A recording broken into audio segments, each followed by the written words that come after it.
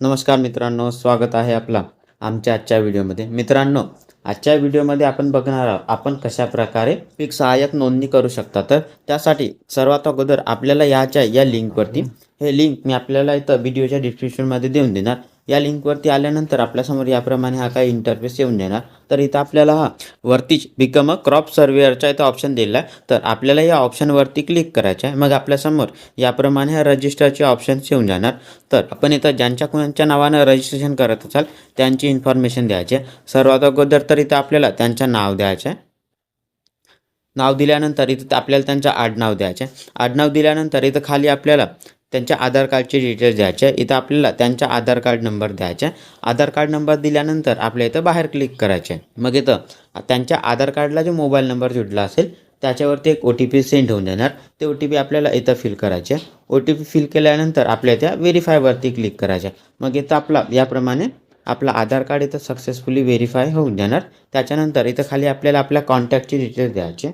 सर्वात अगोदर इथं आपल्याला आपली ईमेल ID द्यायची आहे. ईमेल ID दिल्यानंतर आपल्या इथं बाहेर क्लिक करायचे आहे. मग आपल्या या ईमेल IDवर एक OTP सेंड होऊन जाणार. ते OTP आपल्याला इथं फिल करायचे.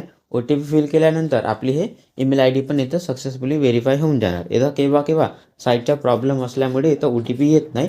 तर आपल्याला इथं बरोबर हा फॉर्म भरायचा आहे. त्याच्यानंतर इथं खाली आपल्याला आपला मोबाईल नंबर द्यायचा आहे. मोबाईल नंबर दिल्यानंतर या मोबाईल नंबरवर पण एक OTP सेंड होऊन जाणार. ते OTP आपल्याला इथं फिल करून या मोबाईल नंबरला आपण इथं व्हेरीफाय करायचे आहे. इथं केव्हा OTP जर नाही आली तर आपल्याला इथं 1 2 3 4 5 6 असा आहे OTPचा नंबर टाकायचा आहे. आणि ते OTP घेतलं तर आपण आपल्या इथं तो ईमेल ID किंवा मोबाईल नंबर पण इथं सक्सेसफुली व्हेरीफाय होऊन जाणार.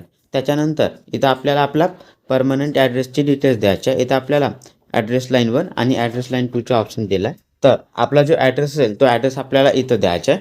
त्याच्यानंतर इथं खाली आपल्याला आपला पिनकोड द्यायचा आहे. पिनकोड दिल्यानंतर इथं ॲटोमॅटिकली आपली काही इन्फॉर्मेशन येऊन जाणार, जसे की आपल्या इथं राज्य, जिल्हा आणि तालुका. पण हे जर इन्फॉर्मेशन नाही आली तर आपल्याला इथं ते इन्फॉर्मेशन द्यायचे.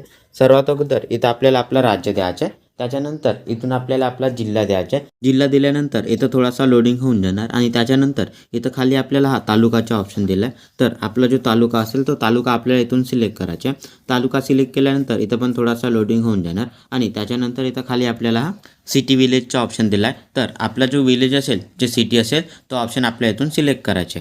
त्याच्यानंतर इथं खाली आपल्याला हे काही इन्फॉर्मेशन दिले आहे. हे इन्फॉर्मेशन संपूर्ण वाचून आपल्याला इथं या बॉक्सवरती क्लिक करायचे आणि त्याच्यानंतर आपल्या इथं खाली हा रजिस्टर मीचा ऑप्शन दिला आहे. तर आपल्या त्या रजिस्टर मीवरती क्लिक करायचे. मग इथं थोडासा लोडिंग होऊन आपला इथं सक्सेसफुली रजिस्ट्रेशन होऊन जाणार आणि आपल्यासमोर याप्रमाणे हा मेसेज येऊन जाणार. आणि आपण जो आपला मोबाईल नंबर दिला होता त्याच्यावरती आपला इथं रजिस्ट्रेशन नंबर, आपला युजर ID आणि आपला पासवर्ड सेंड होऊन जाणार. त्याच्यानंतर आपल्याला आपल्या मोबाईलवरील प्लेस्टोरवरती यायचं आणि प्लेस्टोरमधून हा DCS MH वाला हा ॲप डाउनलोड करायचा आहे, इन्स्टॉल करायचा आहे. हा ॲप इन्स्टॉल केल्यानंतर आपल्याला याला ओपन करायचं आहे. ओपन केल्यानंतर आपल्या इथं आपले हे काही परमिशन्स मागेल, ते परमिशन आपल्याला द्यायचे आणि त्याच्यानंतर इथं आपल्याला आपल्या भाषा निवडण्याचा ऑप्शन येऊन जाणार. तर आपण इथं जी आपली भाषा निवडत असाल ते भाषा निवडायची आणि त्याच्यानंतर आपल्याला नेक्स्टवरती क्लिक करायचे आहे. मग आपण इथं नेक्स्ट पेजवरती येऊन जाणार आणि नेक्स्ट पेजवरती आपल्यासमोर याप्रमाणे हा एक सर्वेक्षण करा आणि दुसरा तुमच्या खात्यात साइन इन करायचे ऑप्शन येऊन जाणार. तर आपल्या इथे तुमच्या खात्यात साइन इन करावरती क्लिक करायचे आणि त्याच्यानंतर आपल्या इथं आपण नेक्स्ट पेजवरती येऊन जाणार आणि नेक्स्ट पेजवरती आपल्यासमोर याप्रमाणे हे काही ऑप्शन्स येऊन जाणार. तर आपल्या इथे सर्वेक्षण म्हणून साइन इन करावरती क्लिक करायचे. मग आपण इथं आणखी नेक्स्ट पेजवरती येऊन जाणार आणि आपल्याला आपल्यासमोर याप्रमाणे लॉगिंगचे ऑप्शन येऊन जाणार. तर आपल्या मोबाईल नंबरवरती जे आपली युजर ID आणि जो पासवर्ड आला होता ते आपल्याला इथं द्यायचं आहे. इथं आपल्याला आपली युजर ID द्यायची आणि त्याच्यानंतर आपला पासवर्ड आपल्याला इथं द्यायचा आहे आणि त्याच्यानंतर आपल्या इथं संकेताची विनंती करावरती क्लिक करायचे. मग इथं थोडासा लोडिंग होऊन आपण दिलेल्या मोबाईल नंबरवरती एक OTP सेंड होऊन जाणार. ते OTP आपल्याला इथं फिल करायचे. OTP फिल केल्यानंतर आपल्या इथं प्रवेश करावरती क्लिक करायचं. मग इथं थोडासा लोडिंग होऊन आपल्यासमोर याप्रमाणे हा प्रिपेअरिंग युअर डाटाचा इथं हा ऑप्शन येऊन जाणार. तर इथं आपल्याला हा 20 स्टेप दिलेला आहे. तर आपल्याला इथं थोडासा वाट पाहायचे आणि हे पूर्ण स्टेप आपल्या इथं कंप्लीट होऊ द्यायचे. तर स्टेप इथं पूर्ण कंप्लीट झाल्यानंतर इथं आपण थोडासा लोडिंग होऊन आपण इथं लॉगिंग होऊन जाणार आणि आपल्यासमोर याप्रमाणे हा how would you like to unlock the ॲपचा इथं ऑप्शन येऊन जाणार. तिथं आपल्याला या ॲपसाठी लॉक लावण्यासाठी सांगितलं आहे. तर इथं आपल्याला हे 2 ऑप्शन दिले आहे, एक MPinचा आणि दुसरा फिंगरप्रिंट किंवा फेस लॉकचा. तर आपण इथं ज्याप्रमाणे आपला हा लॉक लावत असाल तो ऑप्शन निवडून आपल्या इथं लॉक करायचा. आम्ही इथं हा एमपिन वाला ऑप्शन सिलेक्ट करतो. आपण फिंगरप्रिंट किंवा फेस ऑथेंटिकेशन वाला ऑप्शन पण सिलेक्ट करू शकता. एमपिन लावण्यासाठी आपल्याला त्या व्हॅलिडेट वरती क्लिक करायचे.